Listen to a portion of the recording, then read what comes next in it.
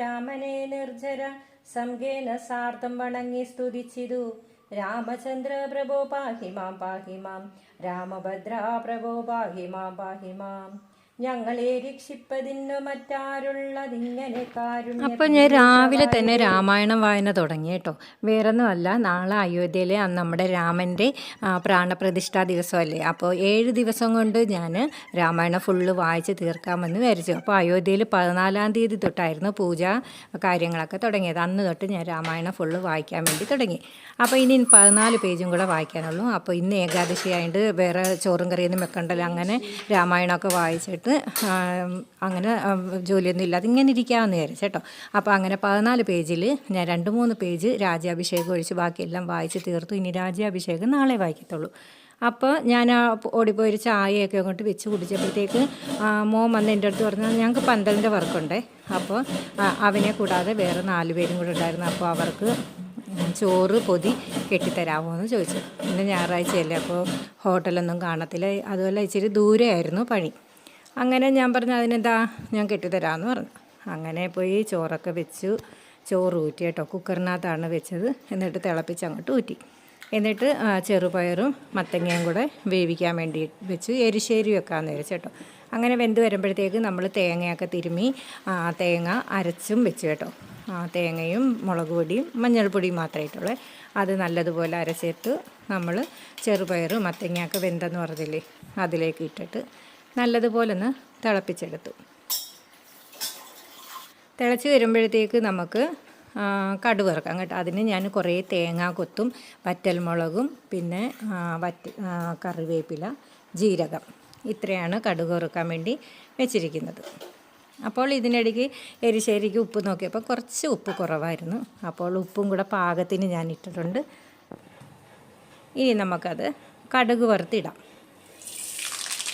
എണ്ണ ചൂടായിട്ട് കടുക് പൊട്ടുമ്പോഴത്തേക്ക് നമ്മൾ നേരത്തെ പറഞ്ഞ തേങ്ങാക്കൊത്തും വറ്റൽമുളകും ജീരകവും കറിവേപ്പിലയും എല്ലാം കൂടി ഇട്ട് നല്ലതുപോലെ മൂപ്പിച്ചെടുത്തിട്ട് നമ്മൾ ഈ എരിശ്ശേരിയിലോട്ട് തട്ടി അങ്ങോട്ടിട്ട് കലക്കി അങ്ങോട്ട് വെച്ച്. എന്നിട്ട് നമുക്ക് കാബേജിൻ്റെ തോരനാണ് കേട്ടോ.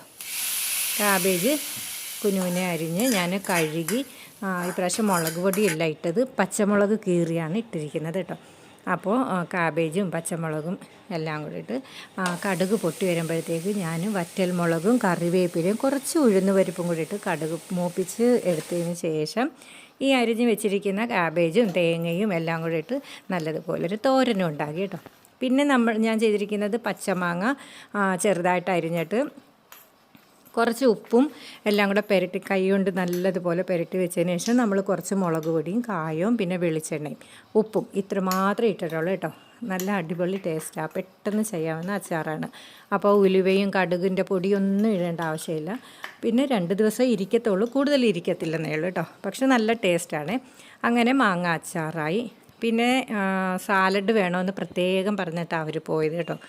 അങ്ങനെ സവാളയും തക്കാളിയും കൂടെ ചെറുതായിട്ട് അരിഞ്ഞിട്ട് പച്ചമുളകും കൂടെ കീറി കൈ കൊണ്ട് ഞെരടിയിട്ട് നമ്മൾ തൈരും കൂടെ ഒഴിച്ച് സാലഡാക്കി കേട്ടോ. അങ്ങനെ അതിലൊരു മോൻ വന്ന് എനിക്ക് ഒരു 5 ഇലയൊക്കെ വെട്ടി തന്നിട്ടാണ് പോയത് കേട്ടോ. അങ്ങനെ ഇലയൊക്കെ വാട്ടിയെടുത്തിട്ട് ചോറിൻ്റെ അളവൊന്നും എനിക്കറിയത്തില്ല, എങ്കിലും ഒരു ഉദ്ദേശം വെച്ച് ചോറൊക്കെ അങ്ങോട്ട് വിളമ്പി. പിന്നെ കുറച്ച് ചമ്മന്തിപ്പൊടി സ്റ്റോക്ക് ഉണ്ടായിരുന്നു കേട്ടോ. അത് കടയിൽ നിന്ന് കൊണ്ടുവന്നതാണ്, ഞാൻ ഇടിച്ചതല്ല, കടയിൽ നിന്ന് കൊണ്ടുവന്നത്. അപ്പോൾ അതും കൂടെ അങ്ങോട്ട് വെച്ചിട്ട് തോരനും അച്ചാറും ഈ മാങ്ങ ചമ്മന്തിയും കൂടെ വെച്ച് പൊതി അങ്ങോട്ട് കെട്ടി വെച്ചു. എന്നിട്ട് എരിശ്ശേരി ഞാനൊരു പാത്രത്തിലാണ് എടുത്ത് വെച്ചത് കേട്ടോ. ഇതിനകത്ത് വെച്ചാൽ എല്ലാം കൂടെ കുതിർന്നിരിക്കും, അതുകൊണ്ട് കഴിക്കുമ്പം കൊള്ളത്തില്ല. അതുകൊണ്ട് ഞാൻ എരിശ്ശേരി ഒരു പാത്രത്തിലും പിന്നെ സാലഡ് വേറൊരു പാത്രത്തിലും ആക്കി എടുത്ത് എല്ലാം കൂടെ ഒരു സഞ്ചിക്കകത്തെടുത്ത് വെച്ചിട്ടുണ്ട്. അപ്പോൾ ഒരു മോൻ വന്ന് വാങ്ങിച്ചുകൊണ്ട് പോയിട്ടുണ്ട്. അപ്പോൾ കുറച്ച് ചോറ് നമ്മുടെ ഇവിടെ 2 പട്ടികളുണ്ടെന്ന് പറഞ്ഞില്ലേ, അപ്പോൾ ആ പട്ടികൾക്കും കുറച്ച്, ഒരു പട്ടിയെ ഇന്ന് വന്നോളൂ കേട്ടോ. ഒരു ചെമ്പനെ കാണുന്നില്ല, കറുമ്പി മാത്രമേ ഉള്ളൂ. അപ്പോൾ കറുമ്പിക്കും കുറച്ച് കൊടുത്തു, കുറച്ച് കാക്കയ്ക്കും കൊടുത്തു. അങ്ങനെ പിന്നെ ഞാനൊരു ഗ്ലാസ് തേങ്ങാവെള്ളവും കുടിച്ച് 1 ഗ്ലാസ് ചായയും വെച്ച് കുടിച്ചു കേട്ടോ. എനിക്കപ്പോൾ വിശപ്പൊന്നും ഇല്ല. മിക്ക ദിവസവും വ്രതത്തിന് ഞാനിങ്ങനെയൊക്കെ എടുക്കുന്നതുകൊണ്ട് എനിക്ക് അങ്ങനെ വിശപ്പൊന്നും ഇല്ല കേട്ടോ. പിന്നെ പിന്നെ പപ്പടവും കൂടെ വറുത്തായിരുന്നു കേട്ടോ, ഞാനത് പറയാൻ മറന്നുപോയേ. പപ്പടം വറുത്ത് ഒരു കവറിനകത്താക്കിയാണ് കൊടുത്തത് കേട്ടോ. അപ്പോൾ ഇന്നത്തെ വിശേഷങ്ങൾ ഇത്രയൊക്കെ ഉള്ളൂ.